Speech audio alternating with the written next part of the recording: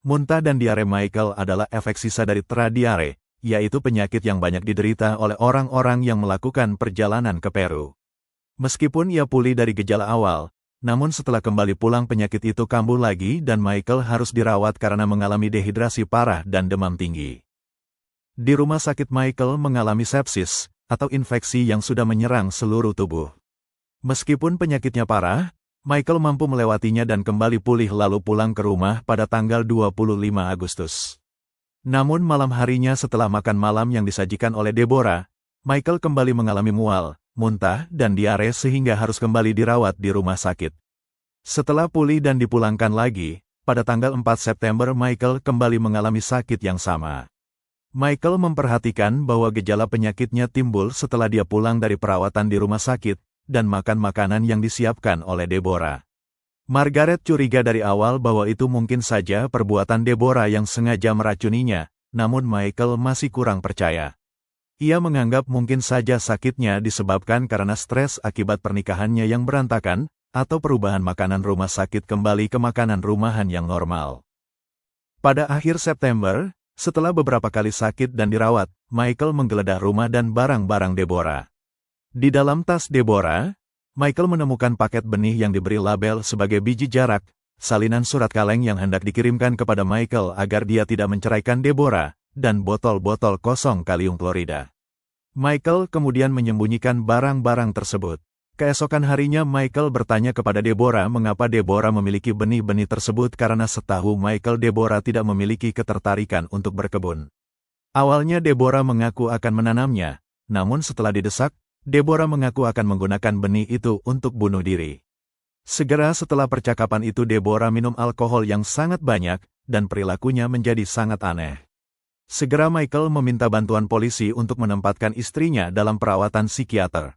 Michael juga menunjukkan kepada polisi paket benih dan barang-barang lain yang dia temukan di tas Deborah. Segera polisi membawa Deborah ke ruang gawat darurat terdekat. Dokter yang bertugas mendapati Deborah berbau alkohol yang kuat, namun tidak dalam kondisi mabuk. Meskipun Deborah tidak berpenampilan rapi, namun Deborah tidak memiliki keinginan untuk menyakiti dirinya sendiri maupun orang lain. Menurut dokter ini adalah kondisi yang wajar, karena Deborah sedang menghadapi masa sulit dari proses perceraiannya.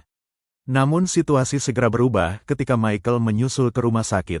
Saat Deborah melihat Michael, Deborah meludahinya dan berteriak-teriak memanggil dan mengolok-oloknya dengan sebutan tidak senonoh serta menyatakan, "Kau akan mendapatkan anak-anak ini setelah kami mati." Dengan bujukan dokter, Deborah yang awalnya setuju untuk dirawat, tidak lama kemudian diketahui dia meninggalkan rumah sakit dengan diam-diam. Setelah pencariannya selama beberapa jam, Deborah diketahui sedang berjalan kaki menuju ke rumahnya. Setelah ditemukan, Deborah setuju untuk dirawat secara sukarela di klinik Meningger di Topeka, Kansas. Dokter yang merawat mendiagnosis Deborah menderita depresi bipolar berat dengan dorongan bunuh diri. Deborah pulang setelah 4 hari dirawat di rumah sakit. Di sisi lain selama Deborah dirawat, Michael telah meneliti biji jarak yang dia temukan di tas Deborah. Akhirnya dia sampai pada kesimpulan bahwa Deborah telah meracuninya selama ini dengan biji jarak yang mengandung ricin, sehingga beberapa kali kesehatannya menurun drastis. Inilah alasan Michael meninggalkan rumahnya setelah Deborah pulang dari rumah sakit dan pindah ke apartemen dengan maksud untuk melindungi keselamatan dirinya. Kembali ke peristiwa kebakaran, dalam upaya menemukan siapa yang membakar rumah Deborah, para penyelidik mencari bukti fisik pembakaran pada orang-orang di dalam rumah. Mereka menguji pakaian dan rambut yang dipakai Michael dan Deborah. Baik pakaian Michael dan Deborah tidak menunjukkan telah bersentuhan dengan bahan bakar, rambut Michael tidak menunjukkan hangus, namun rambut Deborah menunjukkan hangus yang signifikan meskipun sudah dipotong 2 kali antara waktu kebakaran dan penyelidikan. Penyelidik juga mengingat bahwa Deborah pernah menyangkal berada di dekat api. Deborah mengatakan bahwa ia sama sekali tidak bersentuhan dengan api baik di dalam rumahnya, di dek rumah maupun saat membujuk Kate untuk melompat dari atap garasi. Tetangga yang dimintai kesaksian mengatakan ketika Deborah datang ke pintu mereka untuk meminta bantuan, rambutnya terlihat basah. Meskipun kecurigaan mengarah pada Deborah, namun penyelidikan masih berlanjut tanpa pernyataan publik mengenai tersangka. Selanjutnya, anggota keluarga yang selamat dibawa ke kantor polisi untuk diperiksa. sementara detektif dan ahli kebakaran dikirim ke rumah untuk memulai penyelidikan. Menurut wawancara polisi yang direkam, Deborah menceritakan bahwa pada hari itu keluarganya menjalani hari yang normal seperti biasa.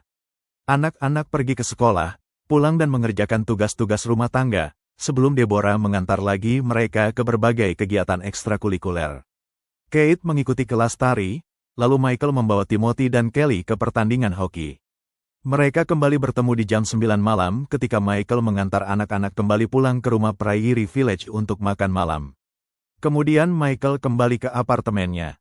Deborah mengatakan bahwa setelah Michael pulang, dia minum 1 atau 2 gelas minuman beralkohol, berbicara sebentar dengan Timothy di dapur sekitar pukul 10 hingga pukul 10.30 malam, lalu mereka masuk ke kamar